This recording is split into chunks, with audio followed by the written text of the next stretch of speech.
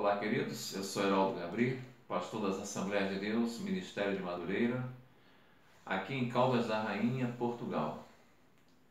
Antes de nós começarmos o nosso vídeo, como é de costume, quero pedir a você que ainda não é inscrito, inscreva-se no nosso canal, Aos Confins da Terra. Se gostar do vídeo, dê o seu joinha, o seu like. Acione o sininho para receber os nossos vídeos periodicamente, às segundas, quartas e sexta-feira. E por fim, se possível, compartilhe com seus amigos, com seus círculos de amizade, os grupos que você participa, na sua igreja, no seu trabalho, para que a palavra de Deus possa ser propagada aos confins da terra. Nesse vídeo eu gostaria de comentar com cada um de vocês sobre os dois lados de uma moeda. Sobre uma moeda, o dinheiro, que se usa. Sabemos que uma moeda tem normalmente dois lados, Normalmente de um lado é a representação do país, uma esfinge qualquer, uma face de uma pessoa ou de um animal, e do outro lado o valor da moeda. E é engraçado que teve uma passagem que Jesus, na hora de ter que pagar o imposto, ele determinou que um de seus apóstolos, seus discípulos, jogasse o anzol dentro d'água, porque ele havia reclamado que não havia dinheiro para pagar o imposto. E Jesus, determinando que ele jogasse o anzol dentro d'água, o anzol fisgou um peixe, e ao abrir a boca desse peixe havia uma moeda. E essa moeda havia duas faces. E Jesus perguntou: o que está na face da moeda? Aí ele olhou uma face e falou assim: e está a esfinge de César. E Jesus disse o seguinte: dai, pois, a César o que é de César, e dai a Deus o que é de Deus. Fazendo disso dois lados da moeda. Agora, passando para a nossa vida, pensando na palavra de Deus, a nossa vida também, ela tem duas faces. Nós temos dois lados. Nós temos o lado da coisa humana e o lado da coisa espiritual. Vamos meditar um pouquinho na vida de Judas, o apóstolo, e vamos ver os dois lados da moeda dele. O que levou Judas a trair a Jesus? Nós precisamos sempre pensar nas possibilidades que a vida nos oferece. A vida nos oferece inúmeras possibilidades. Possibilidade de fazer o certo e possibilidade de fazer o errado. Assim como temos o preto, a cor negra, que é a presença de todas as cores. Temos o branco, que é a ausência de todas as cores. Nós temos o caminho reto, temos o caminho tortuoso. Nós temos a água doce, nós temos a água salgada. Então, nós temos sempre dois lados. Nós temos sempre, volto a dizer, nós temos sempre duas escolhas. Assim como a moeda tem duas faces. Primeiro ponto nessa conversa que eu quero ter com cada um de vocês é dizer o seguinte: Judas, ele foi escolhido e chamado pelo próprio Jesus. Judas não caiu de paraquedas no ministério de Jesus. Judas foi avistado por Jesus, foi escolhido por Jesus e foi chamado por Jesus para fazer uma obra no ministério terreno de Jesus. Portanto, pense comigo, Judas não era um qualquer. Muito bem. Está lá em Mateus 10:4. Segundo ponto, Judas, como apóstolo, como seguidor, como andarilho junto com Jesus, próximo a Jesus, Judas, ele testemunhou os maiores milagres e os maiores sinais feitos por Jesus na terra. Ele viu tudo, ele acompanhou tudo. Então não faltou a Judas motivos para ser fiel a Jesus. Terceiro ponto, ele ouviu, por ser amigo de Jesus, por ser discípulo de Jesus, um dos 12 apóstolos de Jesus, ele ouviu as mais poderosas mensagens proferidas por Jesus. Queridos, até esse terceiro ponto, vamos raciocinar. Nós ouvimos uma palavra, por menor que ela seja, dos lábios de um homem mortal hoje, um pastor, um evangelista, um presbítero, um diácono, um auxiliar de trabalho, uma pessoa que não é nada do ministério, mas que é um servo de Deus, ele nos dá uma palavra e isso nos toca de uma forma impressionante. Agora imagine vocês, Judas, como um dos 12 que viveu aqueles momentos cruciais com Jesus, desde quando Jesus recebeu o batismo nas águas por João Batista, desde quando Jesus teve sobre sua cabeça a figura corpórea de uma pomba na pessoa do Espírito Santo, Judas ouviu o próprio Deus falar: este é meu filho amado, em quem me comprazo, a ele ouve. Judas testemunhou tudo isso. Tudo isso. O quarto ponto que eu quero falar sobre Judas, ele exerceu a função de apóstolo durante todo o ministério de Jesus. Judas só cometeu o que cometeu no finalzinho do ministério, já terminando tudo. Teve uma ocasião que Jesus determinou que os 12 fossem 2 a 2 pregar o arrependimento e eles cumpriram essa obrigação. Eles saíram 2 a 2 para pregar o arrependimento. Judas estava no meio dos 12. Ele saiu com outro qualquer lá, que eu não sei qual foi, e eles foram de 2 em 2 e Judas fazia par com outro discípulo, com outro apóstolo, pregando o arrependimento por determinação do próprio Jesus.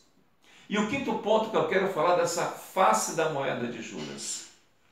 Ele teve a confiança de todos os apóstolos e do próprio Jesus, pois Judas era o administrador do caixa, de toda a oferta que entrava, de toda a ajuda que entrava.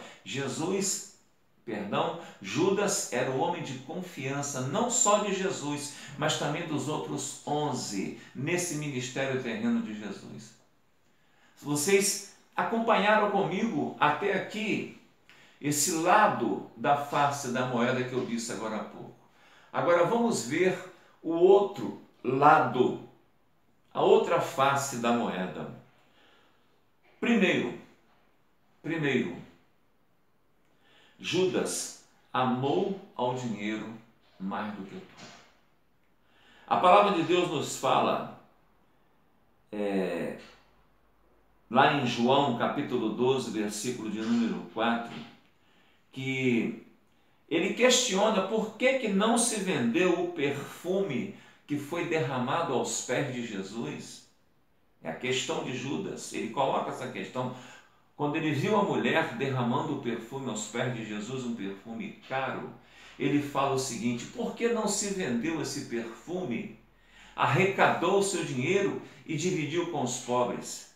Só que a palavra mais na frente ela nos explica o seguinte, que Judas fez isso, falou isso, não porque ele amava os pobres, mas porque ele queria pegar o dinheiro para si, porque ele tinha esse problema de caráter com ele.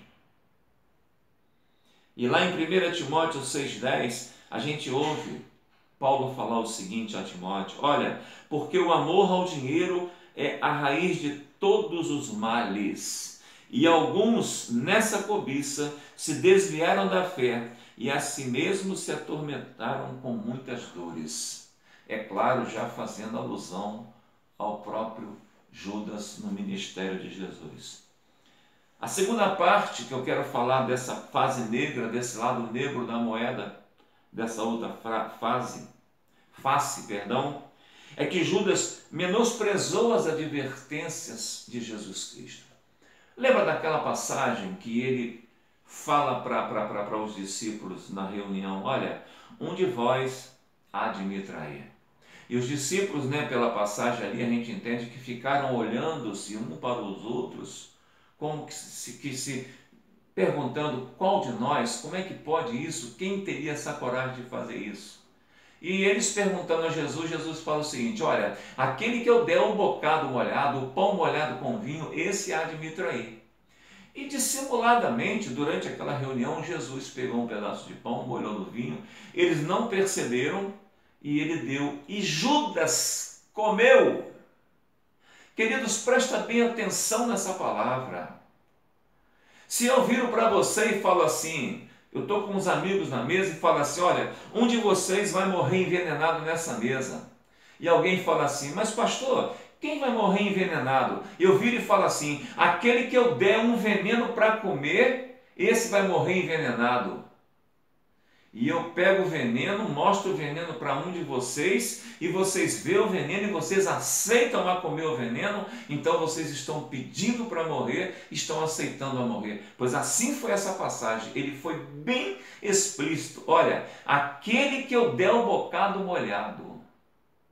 E Judas viu o pão embebido no vinho, e ainda assim Judas colocou o pão na boca e o engoliu. E engolindo, ele aceitou que Satanás entrasse, e aí Judas começou a se perder precipitadamente.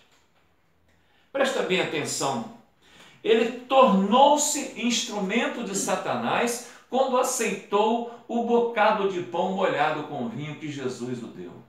Ele não era obrigado a aceitar esse pão, porque ele sabia que aquele que comesse esse pão trairia Jesus. O quarto ponto, já o penúltimo, o seu final foi terrível, está lá em Mateus 27,5, que diz o seguinte, presta bem atenção, então Judas, atirando para o santuário as moedas de prata, retirou-se e foi enforcar-se. O que bateu em Judas? Bateu um remorso, não foi um arrependimento.